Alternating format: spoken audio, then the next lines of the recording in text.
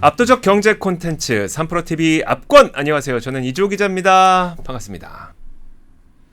여러분 추석 연휴 잘 보내고 계신가요? 아마 오랜만에 가족분들과 따뜻한 시간 보내고 계실 텐데 저희 압권도 추석 특집 콘텐츠를 준비했습니다. 그 첫 번째 시간 권순우 기자와 함께하겠습니다. 안녕하세요. 안녕하세요. 3프로TV 권순우 취재팀장입니다. 우리 추석에 진짜 추석 날까지 이렇게 일을 하고 있어야 시켜야 됩니까? 네, 녹화 방송입니다. 네. 네, 명절은 가족과 함께 해야죠. 그러니까요. 자, 근데 이제 추석이라 하면 추석과 맞는 뭔가의 콘텐츠가 필요할 것 같은데 오늘 어떤 내용이에요? 사실 저희 아버지가 팔남매세요. 그래가지고 명절에 정말 북적북적했는데 네네. 이제 할머니 할아버지 돌아가시고서부터는 이제 각 가정별로 좀 모이다 보니까 명절에 좀 사람들이 좀 적어지고. 네. 근데 오히려 그렇게 하다 보니까 부모님하고는 더 가까워진 것 같아요. 그렇죠. 예전에 네. 그 명절에 있을 때는 뭐 삼촌들도 엄청 많고 뭐 사촌들도 많고 막 그래가지고 오히려 우리 가족에 집중하지 못하는 경향이 좀 있었는데 이제 어머니 아버지와 집중을 하게 되는 것 같습니다. 사실 오늘은 그 주택연금이라는 상품에 대한 정책 변화를 좀 소개를 해드리려고 해요. 네. 이게 참 추석 맞아서 네. 그 뭐 예전에 아버님 댁에 보일러 하나 놔드려야 되겠어요라는 이것도 너무 올드한 얘기인가? 옛날에 그런 광고가 있었잖아요. 그렇죠. 네, 근데 그런 것처럼 이제 아버님 댁에 주택연금 하나 놔드려야 되지 않겠나. 라는 생각이 좀 들었습니다. 사실 그 주택연금이라는 상품을 저는 이렇게 뭐 효도연금 이게 식상한 얘기가 아니라 네. 저도 몇 년 전에 아버지 그 명의로 된 주택연금을 아버지 같이 모시고 가서 그러니까 주택연금을 가입을 시켜드렸어요. 근데 어떤 상품인지에 대해서는 좀 상세하게 소개를 해드릴 건데 네. 정말 지금까지도 정말 만족스럽습니다. 사실 저희 부모님도 주택연금에 가입하셨습니다. 꽤 오래전에 가입하셨어요. 그래서 지금 굉장히 만족스러운 삶을 살고 계시죠. 근데 이게 어떤 상품인지는 이제 하나 둘씩 소개를 네. 해드리겠습니다. 일단 기본적으로 연금이라는 거는 정말 필요해요. 맞아요. 그러니까 저희 아버지 어머니만 하더라도 그 국민연금 초기 시대셔서 어머니는 지역가입자여서 국민연금 가입이 안 돼 있습니다. 그러면은 사실 노후에 그 연금이라는 게 제일 부러워하는 게 공무원 교직원이었어요. 그렇죠. 뭐 일을 안 해도 돈이 나온다고? 네. 뭐 이 개념을 잘 이렇게 와닿질 않으셨었던 거죠. 사람이 일을 해야 돈을 벌지 왜 일을 안 해도 돈이 나오나. 네. 이게 금융에 대해서 좀 잘 모르시니까 그랬던 건데 주택연금 가입을 해드리고서 거기에 이제 기초노령연금과 거기에 국민연금 아버지 명의 국민연금이 좀 있으니까 네. 그렇게 많지는 않더라도 이렇게 매달 돈이 들어온다라는 거는 그 사람 마음을 정말 편하게 그렇죠. 하는 거예요. 네. 그러다 보니까 이게 그 부동산 할아버지, 연금 할아버지 농담이 있어요. 저도 강연하러 가면 가끔 써먹는 건데 이 연금 할아버지하고 그 부동산 할아버지하고 이제 애들이 그 누굴 더 좋아할까요? 답은 뻔하죠. 연금 할아버지가 훨씬 인기가 많죠. 용돈 주니까. 네, 용돈을 주니까 네. 갈 때마다 이렇게 며느리한테도 용돈 주고 뭐 애들한테도 용돈 주고 하면은 네. 애들이 좋아하잖아요. 네. 근데 부동산 할아버지는 뭐 여기 한 평은 네 거다 뭐 이렇게 할 수가 없잖아요. 그렇죠. 그러다 보니까 이제 뭔가 이렇게 집은 되게 의리의리한데 네. 정작 현금 흐름이 안 좋으면은 마음도 불안하고 삶이 좀 팍팍한 겁니다. 네. 그리고 이거는 조금 연배 있으신 분들 강의 갔을 때 그 조금 짓궂은 농담하는 네. 건데 네. 연금 할아버지는 그 온 식구들이 장수를 기원합니다.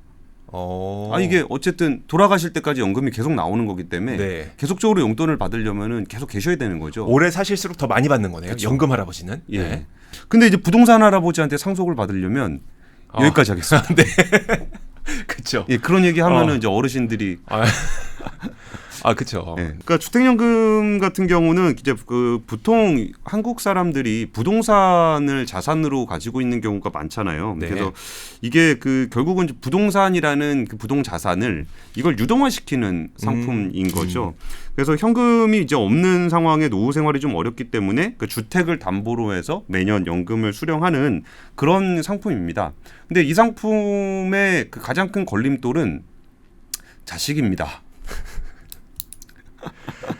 참 씁쓸해요. 그렇게 얘기를. 근데 냉정하게 보면 맞는 거죠. 그러니까 사실 냉정하게 보면 맞죠. 이게 사실 자식 입장에서는 부모님 돌아가시면은 저 부동산 상속받을 수 있다라는 생각을 안 하시는 분도 있겠지만 안 하려고 노력은 하겠지만 마음 한켠에 있는 건 사실이잖아요. 네네. 근데 만약에 주택연금에 가입을 하게 되면은 이제 주택을 담보로 해서 연금을 수령하는 거기 때문에 네. 뭐 나중에 좀 더 상세하게 설명드리겠지만 일정 부분은 이제 생전에 쓰시는 거잖아요. 네. 그러면 이제 상속을 못 받는 상황이 될 거고 그러다 보니까 자식 입장에서는 뭐 자기가 뭘 포기하는 건 아닌데 네. 뭔가 좀 그렇고 그렇죠. 부모님 입장에서도 뭐 애 거 뺏은 것도 아닌데 네. 뭔가 미안하고 네. 그래가지고 좀 미래 상속분에 대한 것들에 대한 얘기가 나오다 보니까 상품 이름을 이제 효도연금이다라고 부르는 게 뭐 부모님 좋으라고 하는 그런 건 아니지만 네네. 거기서 마음 한켠에 있는 그래도 부모님 생전에 즐거우신 게 좋지 뭐 나중에 나한테 재산 들어오는 보다는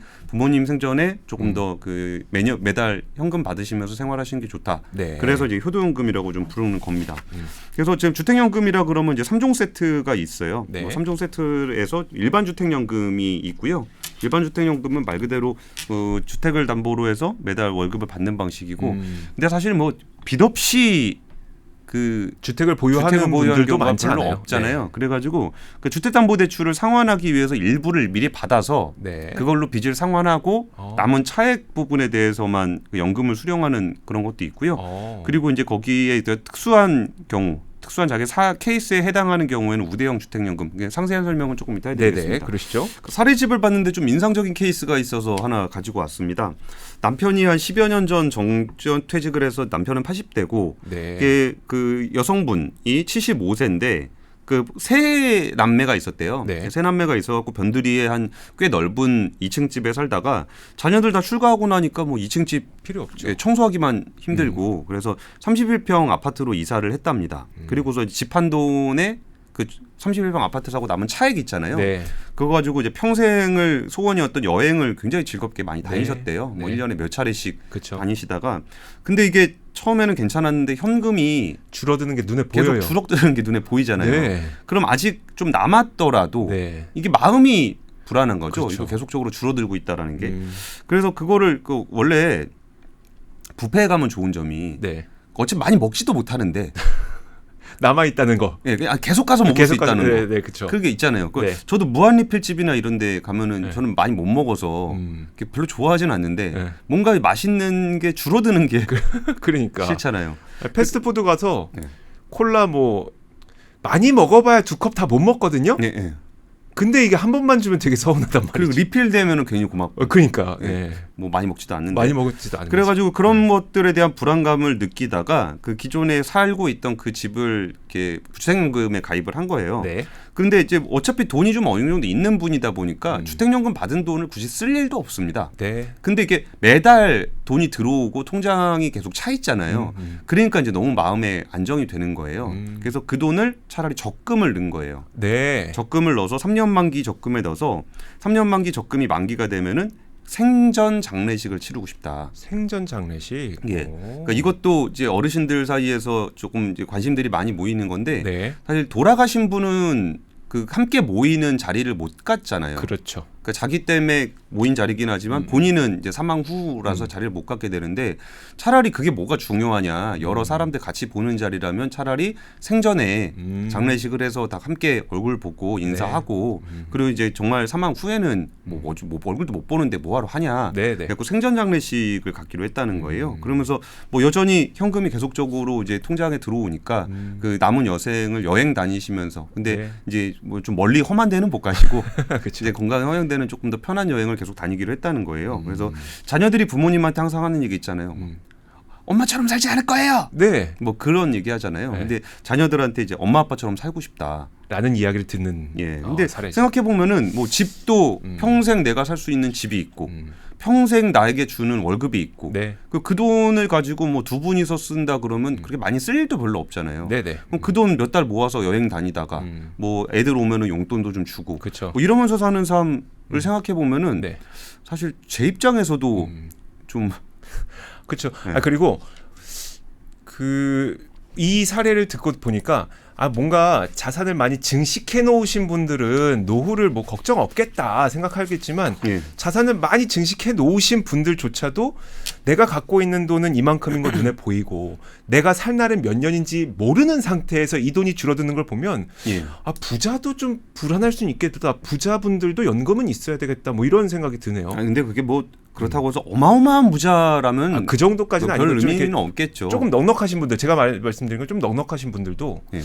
근데 예를 들어서 네. 뭐 집이 서울의 중위값이 한 10억 된다 그러면 그러니까 10억이 뭐 작은 돈은 아니지만 10억짜리 집 한 채 있다고 해서 이게 현금 유동성이 없으면 아무 의미가 없잖아요. 그렇죠. 그래서 그런 분들에게 좀 적합한 상품입니다. 그래서 주택연금을 가입할 수 있는 것에 제도가 좀 변했어요. 이게 일반적으로 주택연금이라 그러면 집값만큼을 이렇게 자기가 받아가는 건데 이게 아무래도 공공의 그 노후생활안정이라는 제도적 취지가 있다 보니까 여기에서 좀 공공성이 좀 있어요. 네. 그래서 누구나 아마 돈 엄청 많으신 분들이 다 가입할 수 있는 건 아니고 이게 그 부부 중 한 명이 만 55세 이상이어야 되고 공시지가 기준으로 9억 원 이하 주택 소유자여야 합니다. 네. 근데 이번에 이게 제도가 바뀌었어요. 이 제도가 그 요즘에 서울 중위값도 10억인데 네네. 너무 한도를 좀 타이트하게 두는 거 아니냐 그래가지고 이번에 12억 원 이하로 좀 확대가 됐습니다. 그리고 이제 그 2주택이나 3주택인 경우에는 초과주택에 대해서 처분을 해야 돼요. 네. 그러니까 다주택자라고 해서 내가 뭐 집 여러 채 있으니까 여러 채 다 연금으로 바꿔서 받아야지 이런 거 안 됩니다. 네네. 왜냐하면 제도의 취지 자체가 노후 생활에 대한 주거 안정과 거기에 또 소득 보전이라는 취지가 있기 때문에 네. 이번에 그렇게 된 거고요. 그래서 시가는 이제 12억 원, 그러니까 12억 원이면은 공시지가 기준으로 12억 원이니까 네. 실거래가 기준으로는 이거보다 또 한 조금 15억 높겠네요. 정도는 될 거예요. 그래서 이 정도 되는 거고요. 그래서 이번에 좀 그전에는 자기가 본인이 대상이 안 돼서 이게 좀 관심이 없으셨던 분이라면은 내가 공시지가 12억 원으로 이제 제도가 좀 변경이 됐으니 한번 관심 있게 보셔도 좋을 것 같습니다. 네. 그러면은 일단 주택연금이 뭐에 대한지 무엇인지에 대해서 좀 설명을 좀 드릴게요. 네. 말 그대로 주택을 맡기고 평생 연금을 받는 제도라고 할 수 있는데요. 그러니까 주택을 맡기고 매월 일정한 돈을 받다가 사망하고 나면은 그 주택을 처분하는 거예요. 네. 이게 구조적인 측면에서는 집을 담보로 대출을 받는다고 보셔도 될 것 같은데 우리가 집을 살 때 대출을 받잖아요. 네. 그러면 대출금을 이제 그 대출금을 한 번에 받는 게 아니라 매월 나눠서 받는다. 라고 생각하시면 될 것 같아요. 그러니까 집을 담보로 2억 원을 대출을 받는다 그랬으면은 2억 원을 뭐 예를 들어서 20년에 나눈다. 네. 그러면은 그게 매년 1,000만 원이고 월 83만 원을 받는 셈이거든요. 네. 그러니까 이거를 주택담보대출을 이른바 우리가 모기지론이라 그러잖아요. 그렇죠. 근데 이거는 주택담보로 해서 매월 대출을 받는 방식이라 영모기지론이라고 해요. 모기지의 반대다 뭐 이런 식으로 네. 설명을 좀 합니다. 근데 아까 설명드렸던 것처럼 이거를 2억 원 대출 받았을 때 20년 동안 받는다 그러면 월 83만 원이라고 말씀드렸잖아요. 네. 그러니까 주택연금을 가입하시게 되면은 2억 원짜리 주택을 맡기고 80세에 95만 천 원을 받을 수 있게 되는 거예요. 네. 근데 이게 그러면은 내가 20년 받았으면은 네. 거의 2억 원 넘게 받을 건데 그럼 100세 이상 살면 못 받냐? 네. 그렇지는 않습니다. 이게 그 어떤 노후의 주거 안정과 어떤 소득 보전을 위한 거라고 말씀을 드렸잖아요. 그 제도적인 측면이 있기 때문에 이거를 이제 100세 이상으로 사시게 될 경우에도 연금은 계속 받을 수 있습니다. 그럼 집값이 2억이에요. 근데 제가 생각보다 오래 살았어요. 예. 그래서 뭐 2억 1,000만 원, 2억 2천만 원 이렇게 못 받을 거 아니에요. 아닙니다. 계속 받을 수 있습니다. 계속 받을 수 있어요? 집값하고 상관없어요. 그러니까 처음에 가입했을 때 이제 공시지가가 기준이 되는 거고 나중에 내가 뭐 원래 한 20년 정도 살 거라 그랬을 때 한 2억 원 정도 된다고 했으면은 네. 이거 30년 살면은 그거만큼 계속 받는 겁니다. 똑같이 95만 천 원 이게 정해져 있는 가격이고요. 그럼 예를 들어서 부동산 가격이 좀 변동이 될 수 있잖아요. 네. 떨어지거나 오를 수가 있는데 물론 여기서 부동산 가격이 오른다고 해서 연금을 더 주진 않습니다. 반대로 떨어져도 깎진 않아요. 네. 예, 그래서 연금을 매월 수령한다라는 그 기준은 계속적으로 유지가 되게 되고요. 그러니까 나중에 근데 내가 진짜 100세가 아니라 80세에 가입했는데 뭐 예를 들어 85세에 사망을 하셨다. 네. 그럼 집값만큼 못 받은 거잖아요. 네. 그거는 정산해 줍니다. 그러니까 더 오래 사셔가지고 그 집값보다 더 넘어가는 거에 대해서 추가로 달라고는 안 하고 네. 조금 일찍 돌아가셔가지고 집값만큼 다 못 받았다 그런 거는 상속하는 분들에게 줍니다. 네. 그러니까 좀 안정성적인 측면을 제일 강조한 제도라고 보시면 될 것 같아요. 그러니까 이게 뭐 이거 가입해가지고 뭐 진짜 돈을 엄청 벌어야 되겠다. 장수하시면 됩니다. 그렇죠. 네. 근데 거기서 만약에 좀 내가 일찍 사망을 했다. 네. 그러면 그거는 자녀분들에게 돌아가니까 그 부분에 대한 걱정은 하실 필요가 없는 것 같아요. 알겠습니다. 근데 지금 표에서 보는 것처럼 젊을 때일수록 받는 금액이 줄어드는 건 앞으로 살 날이 더 많다는 걸 더 많이 나눈 거죠. 그렇죠. 그리고 또 상대적으로 조금 일찍 받으시는 것보다 뒤로 갈수록 좀 받으실 수 있는 금액이 좀 늘어나긴 해요. 근데 왜냐하면 그 여생에 대한 그 전망이 좀 투명하진 않게 좀 확실하진 않기 때문에 그렇게 네. 돼 있는 건데, 그러니까 사실 이게 주택연금이라는 제도가 연금이라는 그러니까 공공연금이라는 제도가 사실 그 소득의 공백과 연결을 시켜서 제도가 설계가 돼야 돼요 원래는. 네. 근데 우리나라는 워낙 정년 퇴직하시는 분들이 별로 없다 보니까 그런데 일반적으로 복지국가에서는 일자리 정년 기간하고 연금 수급 연령을 맞춰요. 네. 그러니까 예를 들어서 60세 정년 퇴직이다 그러면은 60세가 지나면은 일을 못 하시잖아요. 그럼 그때 수급 연령을 보통은 맞춥니다. 뭐 65세까지 일을 했다 그러면 65세로 맞추고 뭐 그런 경향이 있는데 조금 뒤로 가입을 하실수록 연금이 좀 늘어나는 폭이 비율보다 조금 더 높긴 해요. 비율보다 높다는 게 그러니까 어차피 총액으로 받는 건데 네. 그러니까 늦게 받으면은 늦게 받은 것만큼만 더 받는 건 아니고 네. 늦게 받으면은 그거보다 이상으로 더 받기는 해요. 아, 그래요? 예. 그래서 보통 이거는 좀 맞추는 게 좀 좋긴 합니다. 네. 근데 주택연금은 사실 복합적인 그 목적이 좀 있는 제도이긴 해요. 이게 왜 그러냐면 우리나라는 그동안 어떤 고도 성장기를 거치면서 금융자산보다는 부동산 자산의 비중이 굉장히 높아요. 네. 다른 국가들과 비교를 해보더라도 비금융자산 비중이 한국은 64.4%고 미국은 28.5%, 일본은 37%. 이게 우리나라는 부동산 자산 비중이 워낙 높습니다. 네네. 근데 이게 보통은 계속적으로 고도로 성장하던 국가에서는 이 집값이 계속적으로 올라가면 이제 집 한 채 갖고 살다가 기대 수명이 좀 짧을 때는 그냥 남은 기간 살거나 아니면 효도 좀 받으면서 살다가 집 처분하면서 이제 자녀들한테 상속하고 이런 경우가 좀 있잖아요. 네. 근데 그러다 보니까 노후에 그 현금이 부족하다라는 기간이 길지 않게 돼요. 근데 지금 우리나라 같은 경우는 이 부동산 비중이 굉장히 높다 보니까 근데 이 부동산 비중이 높아서 내가 좀 이자 낼 돈이 좀 없다. 네. 주택담보대출 이자 낼 돈이 없다 그러면은 그거 집을 쪼개서 팔 수는 없잖아요. 그렇죠. 그럼 집을 내놔야 되는 네. 상황이 돼요. 그러니까 이제 주거 안정성적인 측면에서 그 부동산에 묶여 있다라는 게 이게 좀 불편한 겁니다. 그리고 이제 우리나라가 다들 아시다시피 OECD 평균으로 해서 그 노인 빈곤율 1위잖아요. 그렇죠. 네. 노인 빈곤율 1위가 주요 국가 평균이 14.88%인데 우리나라가 무려 43.8%예요. 아, 그냥 1위가 아니라 월등히 1위군요. 뭐 별로 좋은 건 숫자는 아니지만 네. 압도적 1위입니다. 압도적 1위. 예, 거기에 노인 자살률도 1위예요. 네. 그러니까 노인 자살률이라는 거는 경제적 요인이 가장 커요. 근데 경제적 요인에서 그 매달 그 연금을 받을 수 있다 그러면 상당 부분 해소가 되는 거잖아요. 그렇죠. 그리고 사실 우리나라가 이제 그 국민연금이 처음 도입된 게 1988년입니다. 네네. 그리고 이제 1999년에 돼서야 전 국민이 국민연금에 가입을 할 수 있게 됐는데 그러다 보니까 노후에 아무런 수단이 없는 분들이 꽤 있어요. 그리고 또 때로는 집 한 채만 있지 현금 흐름이 안 좋은 분들이 좀 많기 때문에 이런 분들에 대해서 주거를 그대로 유지한 상황에서 매달 쓸 수 있는 현금을 만들어낸다라는 취지에서 주택연금이 좀 의미가 있어요. 그리고 또 이제 우리나라의 그 가계부채라든지 부동산 자산 많은 문제라든지 어떤 노인 빈곤율이 높다는 문제가 주택연금이라는 제도를 통해서 어느 정도 좀 될 수가 있다라는 거죠.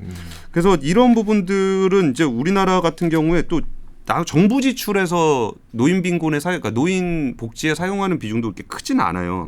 이게 공적연금에. 네. 그러니까 우리나라의 공적으로 연금에 투입한 재정이 한 9.4% 되거든요. 네. 근데 OECD 평균적으로는 18.4% 정도 돼요. 그러니까 한 절반 정도밖에 안 되는 거죠. 그렇군요. 뭐 프랑스는 24%, 일본 24, 독일 23, 핀란드 22 이 정도가 되는데 우리나라는 이제 정부 지출에서 한 19.4%밖에 안 쓰게 돼요. 근데 이것도 각 노인들이 어르신들이 나라에서의 복지 재정이라든지 공적 연금 재정에서 충당하는 게 아니라 자기가 가지고 있는 자산에서 충당을 하게 되면은 재정적인 측면에서도 좀 이렇게 부담이 좀 덜하게 되는 거예요. 그래서 이 그 주택연금은 그 당사자한테는 죽을 때까지 주거의 안정성이 있다는 측면과 그 매월 소득이 들어온다라는 측면에서의 안정성이 있는 거고, 거시경제적인 차원에서는 이제 지나치게 높은 그 부동산 자산 비중, 그리고 가계 부채 문제, 그리고 이제 공적연금에 재정을 투입해야 되는 부담을 좀 덜 수 있는 그런 제도라고 할 수 있는 거죠.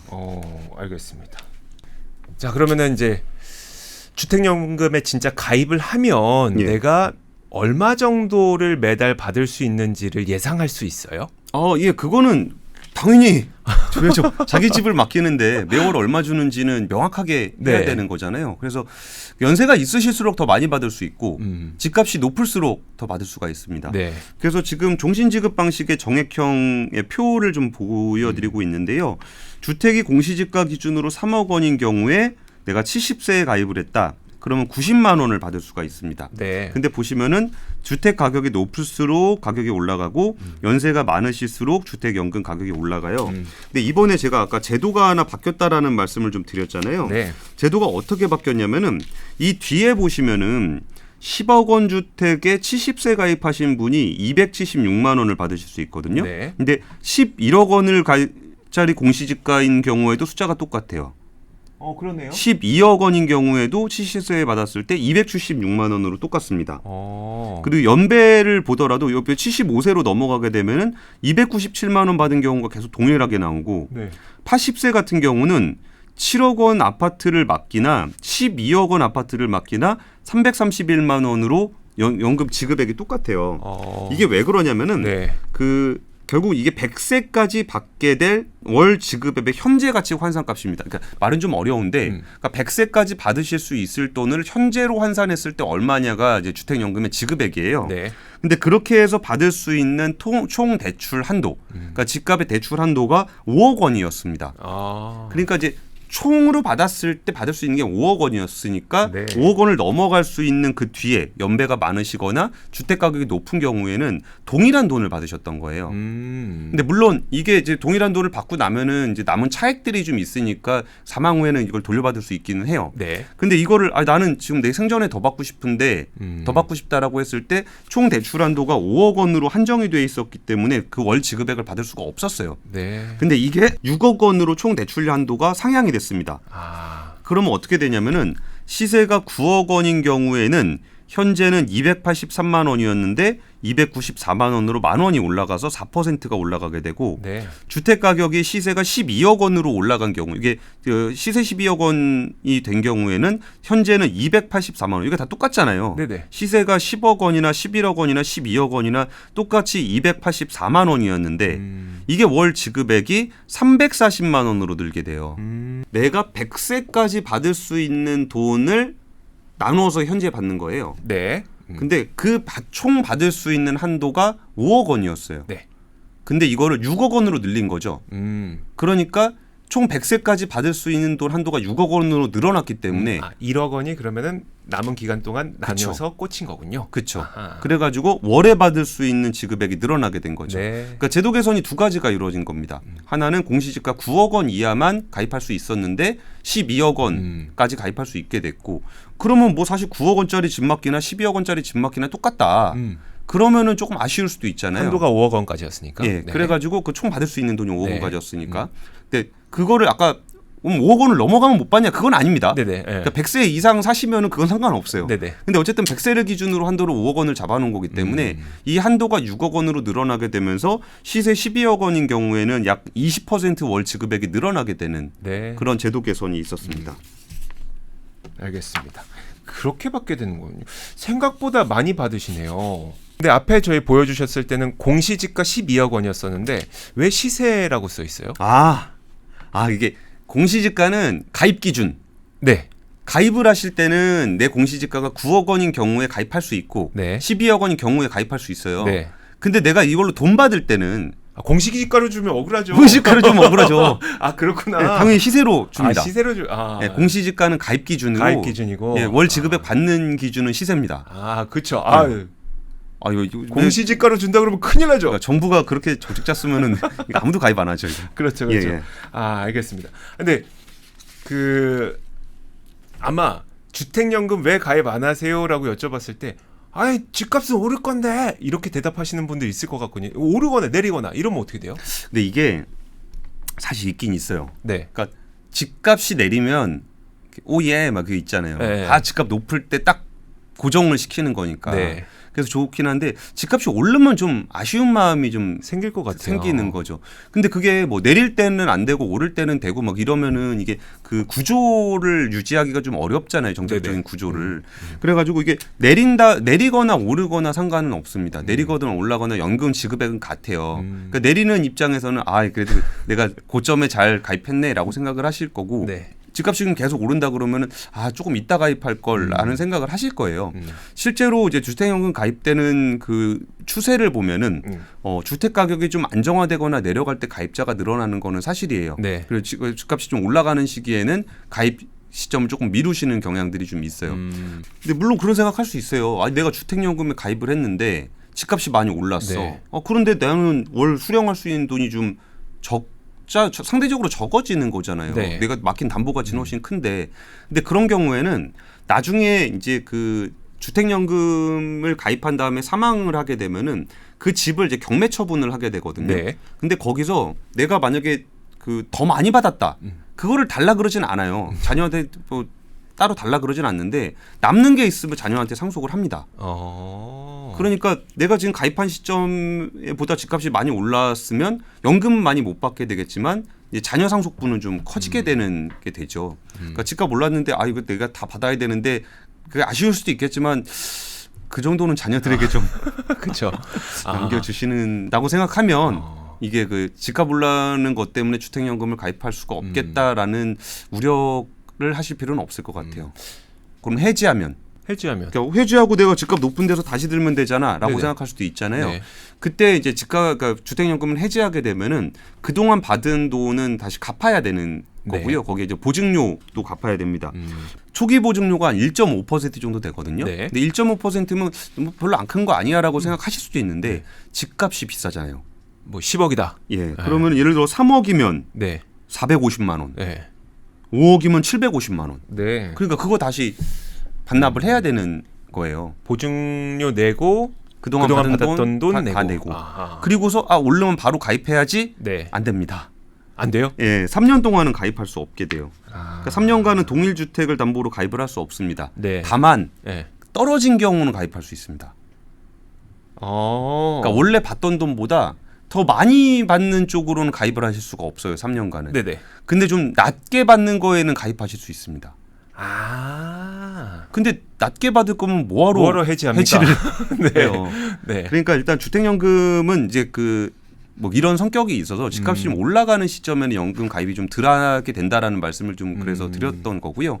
그러니까 이거를 어떤 투자의 개념으로 보시면은 좀 고민이 좀 많아지실 거고. 그렇죠. 그게 내가 평생 살 집, 네. 평생 소득이라는 개념으로 접근을 하신다면은 뭐 부동산 가격의 등락과 상관없이 내가 평생 집 가지고 있고 평생 월급 받는다는 생각으로 좀 이 상품을 바라보셔야 될 거예요. 그러면 사실 이제 요즘 부모님 세대들은 자식들의 자식, 그러니까 손자 손녀 돌본다고 막 이사도 해야 되는 경우도 있고 하잖아요. 그러니까 예. 불가피하게 이사를 가야 돼. 근데 저는 기존 집에서 주택연금을 가입을 해놨어요. 이사가 돼요? 근데 이게 조금 복잡하긴 한데 네. 이 주택연금이라는 거는 아까 주거 안정적인 측면이 있다 그랬잖아요. 네. 그러니까 집을 사놓고 그냥 연금으로 돌리고 뭐 예를 들어서 뭐 월세를 받는다거나 이렇게 할 수는 없어요. 네. 그러니까 주거 요건이 있습니다. 담보로 맡긴 주택에 좀 살고 있어야 돼요. 근데 나이가 들어서 이제 병원이나 요양원에 입원한 경우, 그러게요. 그러면 그 집에 살 수가 없잖아요. 네. 그러거나 아니면 자녀의 집에 거주하기 위해 집을 비우게 되는 경우. 네. 뭐 그런 경우에는 그러니까 주택금융공사가 정한 사유가 있어요. 네. 그래서 그 사유에 해당할 경우에는 연금을 계속적으로 받을 수 있고 그 입증 서류를 미리 제출해서 승인을 받아야 됩니다. 그러니까 이거를 그냥 뭐 사람이 뭐 이유야 여러 가지가 있겠지만 내가 네. 이 집에 못 살게 돼서 뭐 그런 이런저런 이유들이 있을 수 있잖아요. 네. 근데 그거를 이제 아무렇게나 하실 수는 없고 이거는 거주 요건이 있기 때문에 그 예외가 되는 사유 아까 제가 설명드렸던 것처럼 병원이나 요양원에 입원하는 경우 아니면 자녀 집에 거주를 하게 되는 경우를 이제 입증을 하고 네. 공사로부터 그 승인을 받으면은 좀 할 수 있습니다. 그리고 뭐 이사를 가는 경우도 뭐 좀 복잡하긴 하지만 이사를 할 수는 있습니다. 네. 이거는 그 이사 전후의 주택 가격 차이에 따라서 연금액이 좀 바뀔 수가 있거든요. 근데 뭐 예를 들어서 뭐 5억 원짜리 팔아서 5억 원짜리 간다. 그거는 문제 상관없습니다. 없을 것 같아요. 그건 상관이 네. 없는데 그 5억 원짜리를 팔아서 7억 원짜리로 간다.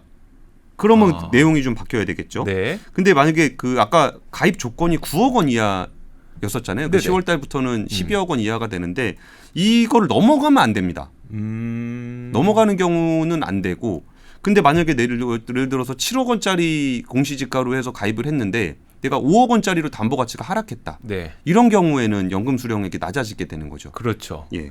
그러니까 이사를 가는 거는 상관이 없는데 여기서 이제 그 올라가는 거 내려가는 거에 따라서 연금액이 늘어날 수도 있고 내려갈 수도 있고 이거는 어느 정도 좀 감안을 하셔야 될 것 같습니다. 그럼 5억 원의 집에 살다가 이렇게 뭐 불가피한 이유라고 이제 막 좀 약간의 뭐 예. 이렇게 조미료를 더해서 7억 원으로 가면 이것도 공시지가 12억 원 미치기 때문에 가능한데 이것도 가능한 거예요, 그러면? 그러니까 이거를 한 1억 원 정도로 한번 예를 한번 들어볼게요. 네.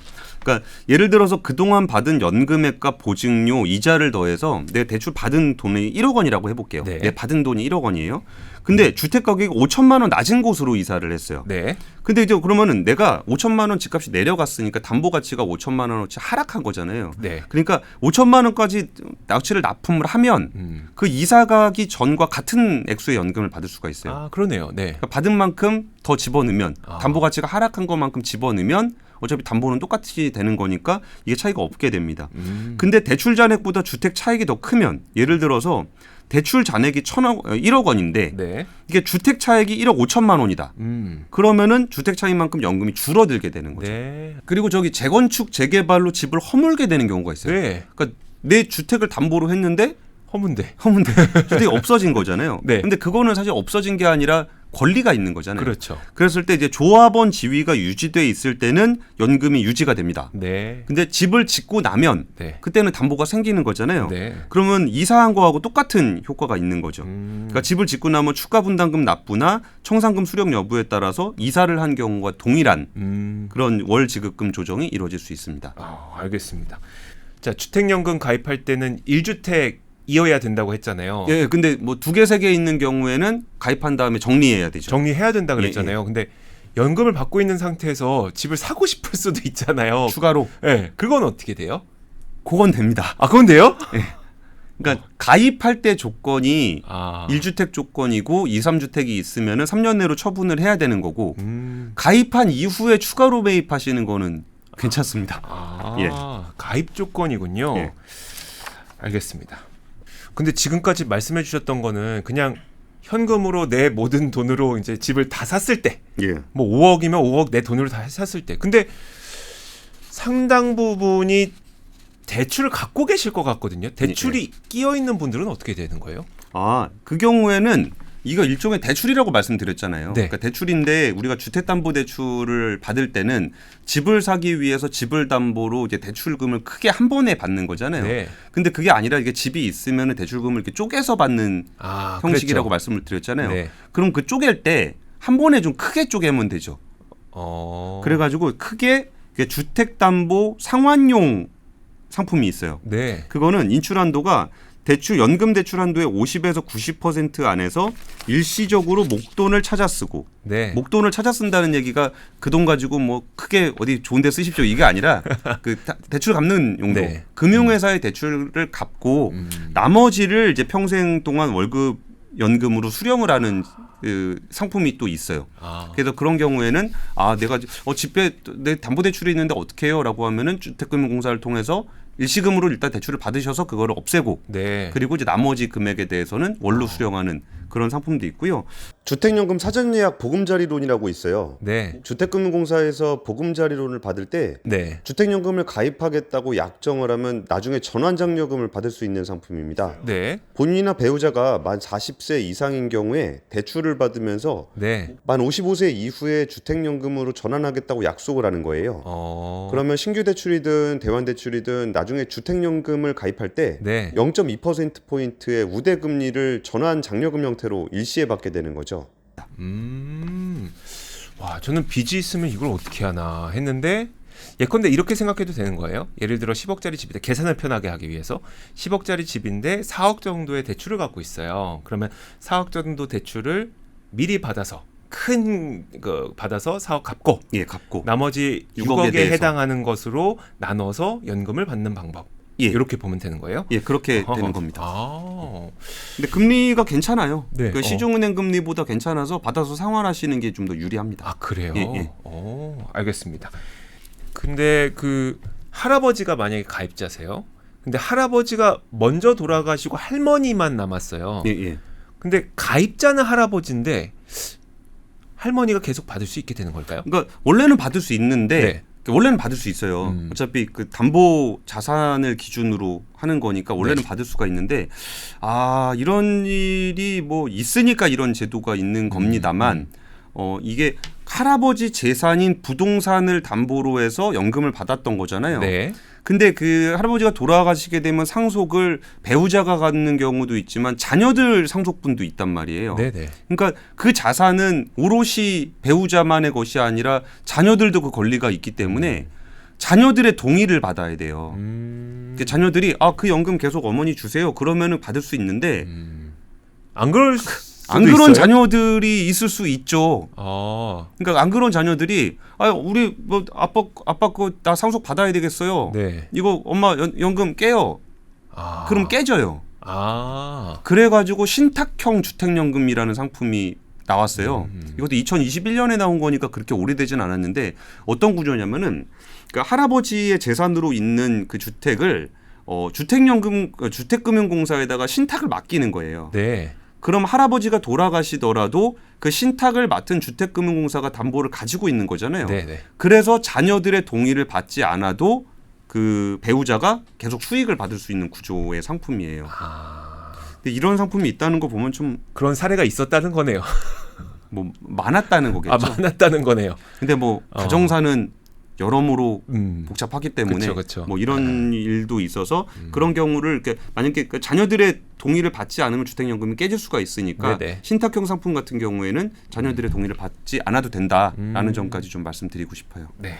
저도 처음 주택연금을 접했을 때 좀 부모님 생각났었는데 자 이렇게 좀 되게 촘촘하게 다양한 사례에 맞춰서 어떤 분들에게는 이런 주택연금 어떤 분들에게는 이렇게 적용 가능하고 이런 걸 듣고 나니까 조금 더 분명하게 우리 부모님이 이런 상황이니까 그럼 이렇게 해서 주택연금을 들어드리는 게 좋겠다라는 생각이 좀 들게 됩니다. 근데 되게 가족관계라는 게 되게 복잡하다는 생각이 좀 들질 않나요? 이게 뭐 예를 들어서 네. 뭐 이거 가입하면 자녀가 상속을 못 받는데 이런 것 때문에 생기는 갈등이라든지 네. 아니면은 부모님 중에 한 분 돌아가신 다음에 저거 상속재산 받아야 되겠다고 싸우는 그런 일들이 있다 보니까 이렇게 상품성이 또 개량이 된다라든지 네. 이런 것들을 보면은 참 어쩌면 우리의 삶이 잘 보이는 그런 상품인 것 같아요. 그리고 우리한테 제일 중요한 노후 생활이 제일 중요한 거라 그러면 아무래도 주거의 안정성과 어떤 경제적인 안정성이잖아요. 네. 근데 이런 거에 포커싱을 만든 상품이다 보니까 저는 지금도 저희 부모님 주택연금 뭐 제가 가입시켜드린 것도 아닌데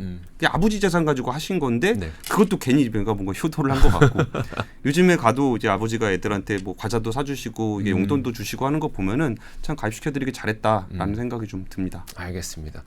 주택연금 가입하시고 나서 이제 매달 들어오는 이제 든든한 내가 눈을 감는 그날까지도 계속 나오는 그 든든한 월급이 있다는 걸 생각하면은 여행도 잘 다니시더라고요. 그렇죠. 부담 없이. 그래서 행복한 우리 부모님의 모습을 볼 수 있는 주택연금에 대해서 자세한 소개를 해드렸습니다. 올 추석에 부모님 찾아뵈시니까 예. 한번 이와 관련된 논의도 가족끼리 한번 해보시는 것도 왜냐면 가족 동의가 다 있어야지 이게 또 진행이 되잖아요. 사실 뭐 부모님 거니까 부모님이 해도 되는데 네, 자녀들이 막 그런 것도 있고 근데 자녀 입장에서도 뭐 그런 건 나 아버지 재산에 욕심 없어요라고 하는데 이렇게 살다 보면 또 부득이한 일이 발생할 수 있거든요. 그렇죠. 내가 힘들어지면 그런 경우에도 아예 그렇게 좀 막혀 있어야 좀 되는 그쵸. 그 나의 효도에 대한 의지를 또 강력하게 표현하는 그런 상품이 아닐까 싶습니다. 네. 혹시 우리 부모님이 좀 필요해 보이신다 아니면 이제 지금 시청하고 계시는 부모님들께서 나는 좀 필요해 보인다 하면 이번 추석 연휴 때 가족들과 함께 좀 논의를 해보시는 것도 좋을 것 같습니다. 예. 자, 압도적 경제 콘텐츠 압권이었습니다. 고맙습니다. 감사합니다. 복잡하고 어렵게 느껴지는 재무제표와 용어들 친절한 투자 멘토 사경인 마스터가 매주 새로운 콘텐츠로 알기 쉽게 설명해드립니다. 재무제표 분석과 포트폴리오 구성, 뭐 양대 재무제표라고 그러면 대차대조표랑 손익계산서가 있거든요. 매수 매도 방법, 이때 사는 게 좋겠네. 이렇게 사면 좋겠다. 근데 이렇게 살려면 뭘 해야 되냐면요. 나머지 3분의 1은 놔둬봅니다. 어디까지 가는지. 실전 투자 팁까지 알려드립니다. 오직 3프로 멤버십에서만 만나실 수 있습니다.